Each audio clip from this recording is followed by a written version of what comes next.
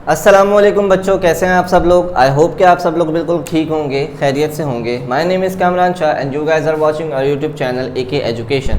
So today we are going to study class 11 chemistry chapter 7 हमारे पास चल रहा है and the chapter name is chemical equilibrium. Last video के अंदर हमने इंपॉर्टेंस ऑफ केसी से रिलेटेड जितने भी न्यूमेरिकल्स भी थे और उसकी जितने भी टॉपिक्स थे जिसमें extent of a chemical reaction and direction of a chemical reaction को डिस्कस आउट किया था।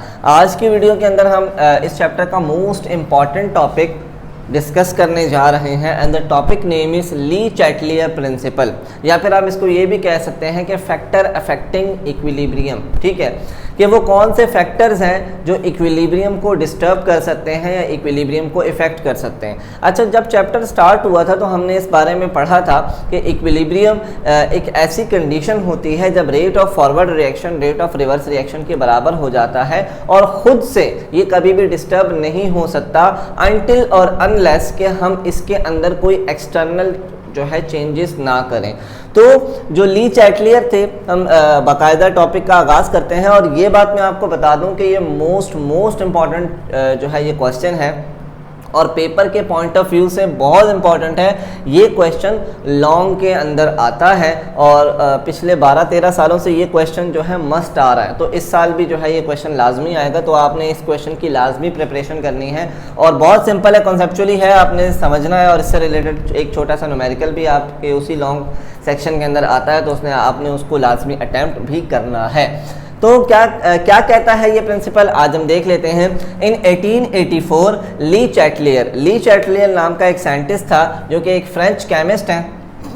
उन्होंने इंट्रोड्यूस करवाया a general rule on how we can disturb a chemical equilibrium. उन्होंने ये जनरल रूल बताया कि किस तरीके से हम एक केमिकल इक्विलिब्रियम को डिस्टर्ब कर सकते हैं। तो इसकी स्टेटमेंट क्या है, आइए पढ़ लेते हैं। इफ़ एन एक्सटर्नल स्ट्रेस, अगर हम कोई एक्सटर्नल स्ट्रेस अप्लाई करें, ठीक है, और वो कौन सा स्ट्रेस हो सकता है, सच एज कंसंट्रेशन, प्रेशर और temperature is applied to a system at equilibrium, then the equilibrium is disturb. तो बताया ये जा रहा है कि हम एक्सटर्नली कंसंट्रेशन में कोई छेड़खानी करें, प्रेशर के अंदर चेंज लेके आए या टेम्परेचर को चेंज करें, तो उस नतीजे में हमारे पास क्या होता है कि इक्विलिब्रियम जो है वो डिस्टर्ब हो जाता है। अब ये तीन चीज़ें जो हैं इक्विलिब्रियम को डिस्टर्ब कर सकती हैं और वो किस तरीके से करेंगी और आया के रिएक्शन किस तरीके से मूव करेगा वो हम पढ़ लेते हैं। सबसे पहला हमारे पास क्या है, effect of change in concentration. अगर हम कंसंट्रेशन के अंदर चेंज करते हैं तो रिएक्शन कौन सी डायरेक्शन के अंदर मूव करेगा या इक्विलिब्रियम किस तरीके से डिस्टर्ब हो जाएगा वो हम पढ़ लेते हैं। तो यहाँ ये बताया जा रहा है, पहला पॉइंट है कि the equilibrium position shift in forward direction. हमारे पास जब याद रखिएगा कि जब भी इक्विलिब्रियम कायम हुआ होता है उस वक्त रिएक्शन बोथ डायरेक्शन के अंदर सेम रेट के ऊपर मूव कर रहा होता है, यानी rate of forward reaction rate of reverse reaction के बराबर हो रहा होता है। तो यहाँ ये बताया जा रहा है कि अगर हम क्या करें कि रिएक्शन के अंदर रिएक्टेंट की कंसंट्रेशन को बढ़ा दें, ठीक है। फॉर एग्जाम्पल हम यहाँ कर लेते हैं कि हमारे पास क्या मौजूद है, रिएक्टेंट मौजूद है और रिएक्टेंट किसके अंदर कन्वर्ट हो रहा है, प्रोडक्ट के अंदर कन्वर्ट हो रहा है, ठीक है। फॉर एग्जाम्पल मान लेते हैं कि दोनों की कंसंट्रेशन हमारे पास किसके बराबर है, 50-50 के बराबर है, फॉर एग्जाम्पल, ठीक है। तो अगर हम पहले पॉइंट के मुताबिक ये क्या कहता है कि अगर हम क्या करें, रिएक्टेंट की कंसंट्रेशन को बढ़ा दें, फॉर एग्जांपल रिएक्टेंट की कंसंट्रेशन को 50 से बढ़ाकर हम क्या कर दें, 100 की जानिब कर दें, तो उस नतीजे में जो रिएक्शन है वो फॉरवर्ड डायरेक्शन के अंदर मूव होना शुरू हो जाएगा, यानी कि इक्विलिब्रियम हमारा डिस्टर्ब हो जाएगा। या फिर ये कह रहे हैं कि अगर आप चलो रिएक्टेंट को नहीं ऐड करना चाहते, रिएक्टेंट को नहीं बढ़ाना चाहते, तो अगर ये दोनों 50-50% हैं तो हम क्या करें, प्रोडक्ट के अमाउंट को क्या कर दें, कम कर दें। जब हम प्रोडक्ट के अमाउंट को कम करेंगे तब भी रिएक्शन जो है फॉरवर्ड डायरेक्शन के अंदर जाएगा। याद रखिएगा कि रिएक्शन हमेशा ज़्यादा से कम कंसंट्रेशन की तरफ मूव करता है। तो अगर हम रिएक्टेंट को बढ़ाते हैं या प्रोडक्ट के अमाउंट को जो है कम करते हैं तो रिएक्शन फॉरवर्ड डायरेक्शन के अंदर मूव करना शुरू कर देगा। ठीक है, ये तो आ गया पहला पॉइंट। दूसरा पॉइंट क्या बता रहे हैं, the equilibrium position shift in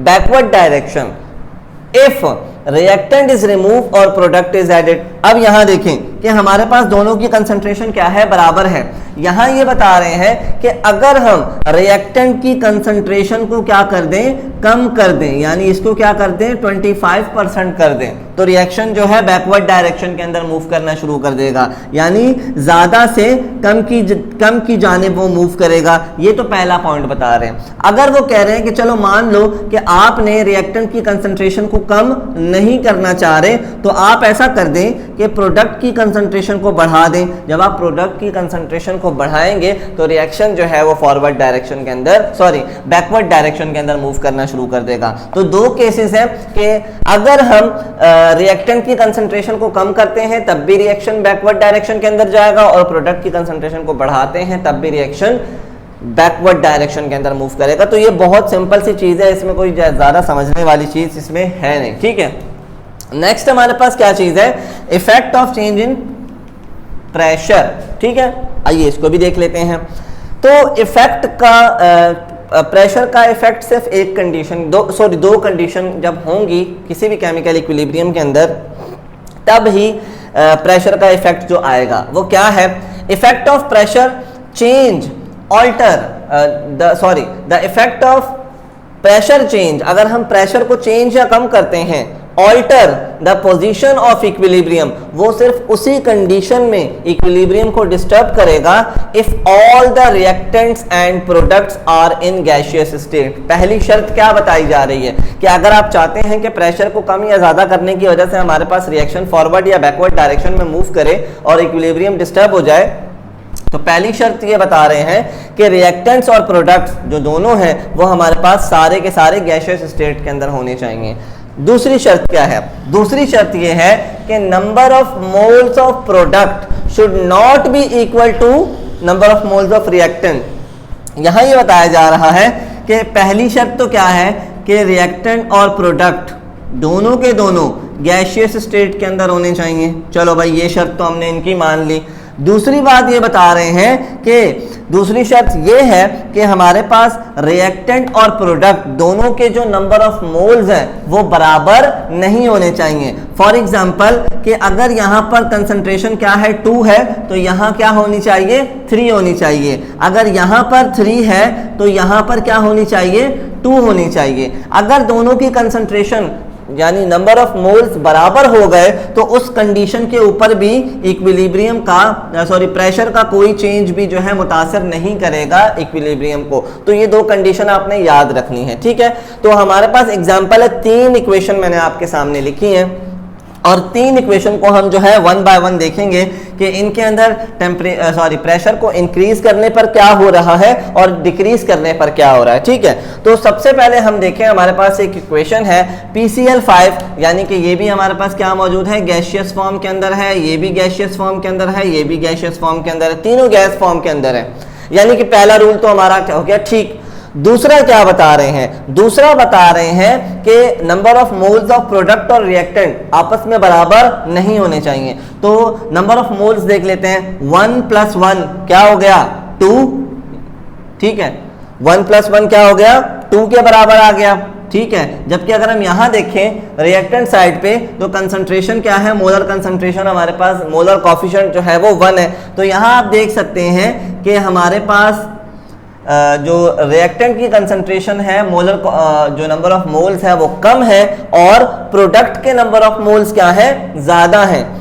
ऐसी कंडीशन के अंदर जहां पर रिएक्टेंट के कंसंट्रेशन जो है वो कम हो, ठीक है, नंबर ऑफ मोल्स, हम क्या बात कर रहे हैं, रिएक्टेंट के नंबर ऑफ मोल्स कम हो और प्रोडक्ट के नंबर ऑफ मोल्स ज्यादा हो, यानी मोलर कोफिशिएंट ज्यादा हो, तो उस नतीजे में जब हम प्रेशर को इंक्रीज करेंगे तो रिएक्शन हमारे पास फॉरवर्ड डायरेक्शन बैकवर्ड डायरेक्शन के अंदर मूव करना शुरू कर देगा। और अगर हम प्रेशर को जब हम डिक्रीज करेंगे तो रिएक्शन हमारा फॉरवर्ड डायरेक्शन के अंदर मूव करना शुरू कर देगा। बहुत सिंपल सी बात है कि यहाँ पर हमारे पास मोलर कॉफिशिएंट 1 था, यहाँ भी 1 1 2 हो गया। तो यहाँ पर इसका सीधा सीधा मतलब है कि रिएक्टेंट की जो है नंबर ऑफ मोल्स कम है, प्रोडक्ट के नंबर ऑफ मोल ज्यादा है। जब भी रिएक्टेंट के नंबर ऑफ मोल कम होंगे, प्रोडक्ट के ज्यादा होंगे, तो वहां हम जब भी प्रेशर को इंक्रीज करेंगे तो रिएक्शन बैकवर्ड डायरेक्शन के अंदर जाएगा, और जब भी हम प्रेशर को डिक्रीज करेंगे तो रिएक्शन हमारे पास फॉरवर्ड डायरेक्शन के अंदर मूव करेगा।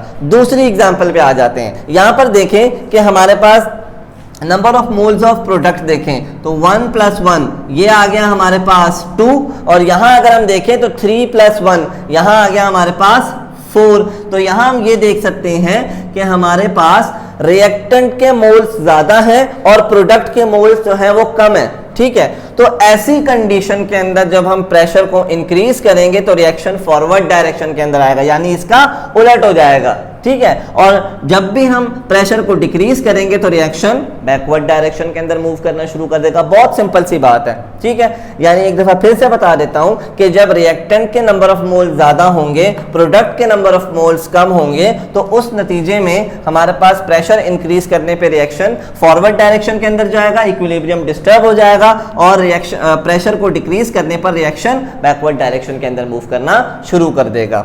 थर्ड एग्जांपल है, यहां आप देख सकते हैं कि हमारे पास क्या मौजूद है, N2 और O2। ठीक है, ये मिलकर हमारे पास क्या बना रहे हैं, N2 और O2 मिलकर हमारे पास क्या बना रहे हैं, 2NO बना रहे हैं। अब यहां अगर आप कंसंट्रेशन देखें, नंबर ऑफ मोल्स देखें, तो यहां भी रिएक्टेंट के नंबर ऑफ मोल्स भी क्या है, 2 है, और यहां नंबर ऑफ मोल्स भी क्या है, 2 है, यानी दोनों नंबर ऑफ मोल्स बराबर आ गए। दूसरी शर्त पर ये पूरा नहीं उतर रहा, यानी इस रिएक्शन के अंदर अगर हम टेम्परेचर को बढ़ाएं या प्रेशर को इंक्रीज करें या प्रेशर को डिक्रीज करें तो इक्विलिब्रियम अनचेंज रहेगा, कोई चेंज नहीं आएगा। यानी ये दोनों शर्तों को पूरा करना लाजमी होता है।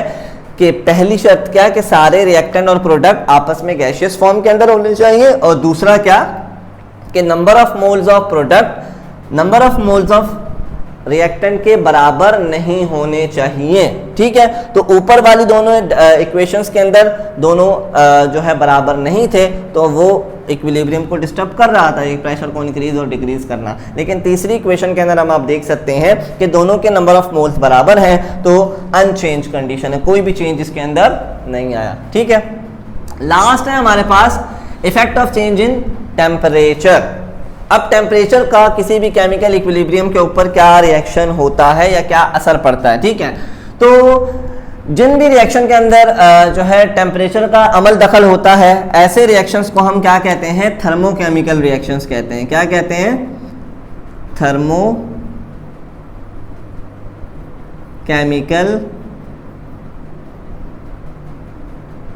रिएक्शंस कहते हैं। अब जो थर्मोकेमिकल रिएक्शन होते हैं ये दो किस्म के होते हैं, या तो ये क्या होते हैं, एक्सोथर्मिक होते हैं, या ये क्या होते हैं, एंडोथर्मिक होते हैं।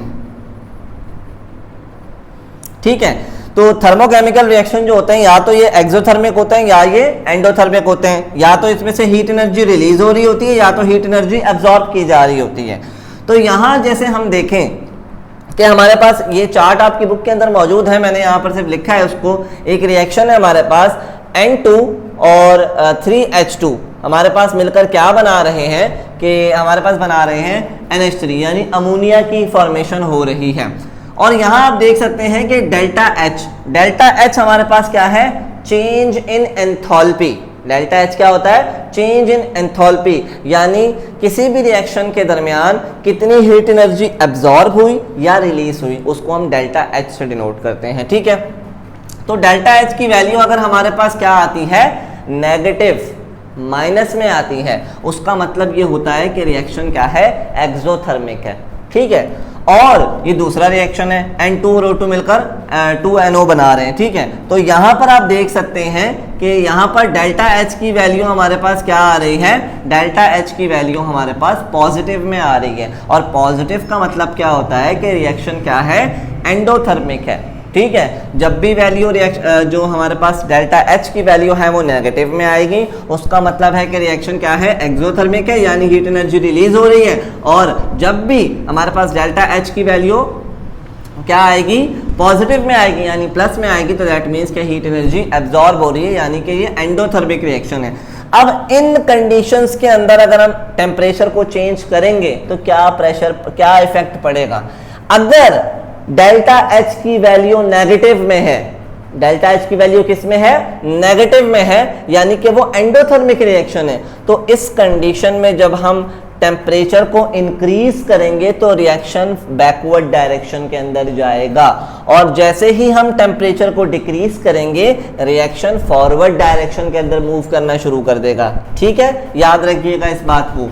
और जब भी डेल्टा एच की वैल्यू पॉजिटिव में आएगी उसका मतलब क्या होगा कि अगर हम टेम्परेचर को बढ़ाएंगे तो रिएक्शन फॉरवर्ड, यानी उसका उलट हो जाएगा। टेम्परेचर को बढ़ाएंगे रिएक्शन फॉरवर्ड डायरेक्शन के अंदर जाएगा, और जैसे ही टेम्परेचर को कम करेंगे रिएक्शन जो है वो बैकवर्ड डायरेक्शन के अंदर मूव करना शुरू कर देगा। ठीक है, तो ये कुछ चेंजेस थे हमारे पास, effect of change in concentration, pressure और टेम्परेचर। ये तीन है। एक चौथा भी है जिसको हम कहते हैं इफेक्ट ऑफ कैटलिस्ट। अब कैटलिस्ट वैसे बेसिकली कोई चेंज नहीं रहा था। कैटलिस्ट जो है सिर्फ और सिर्फ क्या करता है कि रिएक्शन को स्पीड अप करने का काम कर रहा होता है। ये तो आपने बायो के अंदर भी पढ़ा होगा और केमिस्ट्री के अंदर भी आप पढ़ते आ रहे हैं कि हर वो सब्सटेंस जो किसी भी केमिकल रिएक्शन को तेज करने का काम करता है, स्पीड अप करने का काम करता है और खुद उसमें इस्तेमाल नहीं होता, उसको हम कैटलिस्ट कहते हैं। तो यहाँ पर भी कैटलिस्ट का इस्तेमाल किया जा सकता है, लेकिन वो इतना इंपॉर्टेंट नहीं है तो मैंने वो लिखवाया ही नहीं है। ठीक है,